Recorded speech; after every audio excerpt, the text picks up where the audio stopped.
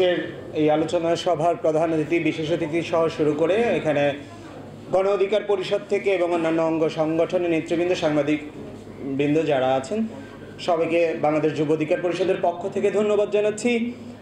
এখানে যে 11 দফা বলা আছে এই দফাগুলো আইনজীবীরাই খুব ভালো বলতে পারবেন বা বুঝতে পারবেন, আমার পক্ষে এগুলো বোঝা খুবই কঠিন। তবে আমি একটি বিষয় আপনাদের দৃষ্টি আকর্ষণ করব, সেটি হলো আল্লাহর পরে একজন রোগী সবচাইতে বেশি নির্ভরশীল হয় ডাক্তারের কাছে এবং একজন বিচার প্রার্থী আদালতের কাছে, এবং তার আদালতে তাকে ন্যায় বিচার পাইয়ে দেওয়ার একমাত্র পথ এই আইনজীবী। অতএব আমার বাংলাদেশ দরিদ্র পীড়িত দেশ, আমার বাংলাদেশে এমন অসংখ্য মানুষ রয়েছে যাদের ন্যায় বিচার পাওয়ার জন্য যে সামর্থ্য প্রয়োজন সেই সামর্থ্যটুকু তাদের থাকে না।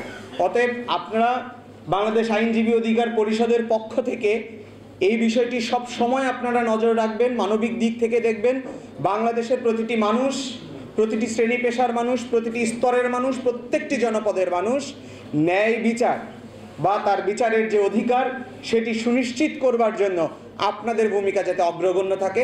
সবাইকে ধন্যবাদ জানিয়ে আমি আমার বক্তব্য শেষ করছি। আসসালামু আলাইকুম।